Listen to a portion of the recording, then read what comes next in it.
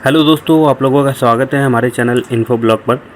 आज हम बात करेंगे ईडब्ल्यूएस और डीजी कैटेगरी में क्या अंतर है, दोनों कैटेगरी में कौन सी श्रेणी के लोग आते हैं। इस चीज़ को आज पूरे विस्तार से समझेंगे। तो चलते हैं, सबसे पहले समझते हैं ईडब्ल्यूएस को। ईडब्ल्यूएस कैटेगरी जनरल कास्ट के लोगों के लिए बनाया गया है। इस श्रेणी में सिर्फ और सिर्फ जनरल कास्ट के लोग ही आते हैं। आपको क्लियर करना चाहूँगा, जनरल कास्ट में भी सिर्फ वही लोग आते हैं जो आर्थिक रूप से कमज़ोर व वंचित हैं। अब जान लेते हैं ईडब्ल्यूएस कैटेगरी में जनरल कास्ट के लोग किस तरीके से आरक्षण का फ़ायदा उठा सकते हैं। ईडब्ल्यूएस कैटेगरी में बेनिफिट उठाने के लिए आपके पास ईडब्ल्यूएस सर्टिफिकेट होना मैंडेटरी है। अगर आपके पास ईडब्ल्यूएस सर्टिफिकेट नहीं है तो इसको जल्दी से बनवा लें, तभी आप ईडब्ल्यूएस का बेनिफिट उठा पाएंगे। अब बात कर लेते हैं ईडब्ल्यूएस सर्टिफिकेट बनवाने के लिए किन किन चीज़ों की आवश्यकता होती है। इसमें 3 चीज़ें आती हैं, जिसमें सबसे पहली चीज़ है फैमिली की पूरी एनुअल इनकम 8 लाख से कम होनी चाहिए।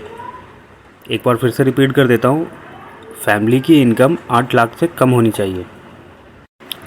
अब आपको बता देता हूँ दूसरी चीज़ क्या है। दूसरी चीज़, फैमिली की जो खेती लायक ज़मीन है वह 5 एकड़ से कम होनी चाहिए। एक बार रिपीट कर देता हूँ, फैमिली के पास जो खेती लायक ज़मीन है वो 5 एकड़ से कम होनी चाहिए। अब बात करते हैं तीसरी चीज़ की। तीसरी चीज़, अगर आप शहर में रहते हैं और आपके पास फ्लैट है तो उसका क्षेत्रफल 1000 स्क्वायर फीट से कम होना चाहिए। एक बार रिपीट कर देता हूँ, अगर आप शहरी हैं और आपके पास फ्लैट है तो उसका जो क्षेत्रफल है वो 1000 स्क्वायर फीट से कम का होना चाहिए, तभी आप ईडब्ल्यूएस सर्टिफिकेट बनवा पाएंगे। तो दोस्तों, ये कुछ बेसिक सी चीज़ें हैं। अगर आप भी इन चीज़ों के क्राइटेरिया में आते हैं तो आप भी अपना ईडब्ल्यूएस सर्टिफिकेट ईजिली बनवा पाएंगे। लास्ट में आपको एक चीज़ और बताना चाहूँगा कि अगर आप डीजी कैटेगरी से बिलोंग करते हैं और आप चाहते हैं कि ईडब्ल्यूएस कैटेगरी के माध्यम से एडमिशन कराया जाए तो ये पॉसिबल नहीं है। आपको डीजी कैटेगरी में ही अप्लाई करना पड़ेगा। आप ईडब्ल्यूएस कैटेगरी में एप्लीकेशन नहीं डाल सकते। दोस्तों, एक चीज़ और कंफर्म करना चाहूँगा जो बहुत ज़्यादा इम्पोर्टेंट है। अगर आप ईडब्ल्यूएस सर्टिफिकेट बनवाना चाहते हैं तो फैमिली इनकम 8 लाख तो चाहिए, वो ठीक है, बिल्कुल ठीक है।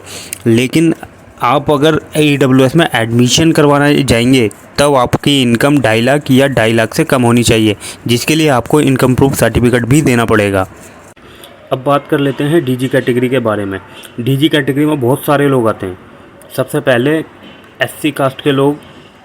अगर आप शेड्यूल कास्ट से बिलोंग करते हैं तो आप डीजी कैटेगरी में गिने जाएंगे, और शेड्यूल कास्ट का बेनिफिट उठाने के लिए आपके पास एससी कास्ट सर्टिफिकेट होना मैंडेटरी है। अगर नहीं है तो उसे ज़रूर बनवा लें। और आपको बताना चाहूँगा, दूसरे नंबर पर एसटी कास्ट के लोग डीजी कैटेगरी में आते हैं। आप शेड्यूल ट्राइब से बिलोंग करते हैं तो आपके पास एसटी कास्ट सर्टिफिकेट होना मैंडेटरी है, तभी आप एसटी कास्ट का बेनिफिट उठा पाएंगे। और अगर आपके पास एसटी कास्ट सर्टिफिकेट नहीं है तो इसको ज़रूर बनवा लें। अब बात कर लेते हैं तीसरे नंबर पर डीजी कैटेगरी में कौन सी कास्ट आती है। आप लोगों को बताना चाहूँगा, डीजी कैटेगरी में तीसरे नंबर पर जो कास्ट आती है वो है ओबीसी नॉन क्रीमी लेयर। जी हाँ, ओबीसी नॉन क्रीमी लेयर। अगर आप ओबीसी क्रीमी लेयर से बिलोंग करते हैं तो आप डीजी कैटेगरी में नहीं गिने जाएंगे। सिर्फ और सिर्फ ओबीसी नॉन क्रीमी लेयर ही डीजी कैटेगरी में गिने जाएंगे। आप लोगों को बताना चाहूँगा, चौथे नंबर पर अनाथ बच्चे भी डीजी कैटेगरी में गिने जाते हैं। और 5वें नंबर पर वह बच्चे आते हैं जो HIV पॉजिटिव हैं। HIV पॉजिटिव बच्चे भी डीजी कैटेगरी के लिए मान्य हैं। और लास्ट में 6ठे नंबर पर ट्रांसजेंडर बच्चे भी डीजी कैटेगरी के अंदर ही काउंट किए जाते हैं। तो दोस्तों, कैसी लगी जानकारी? अच्छी लगी हो तो प्लीज़ लाइक और शेयर ज़रूर करें। धन्यवाद।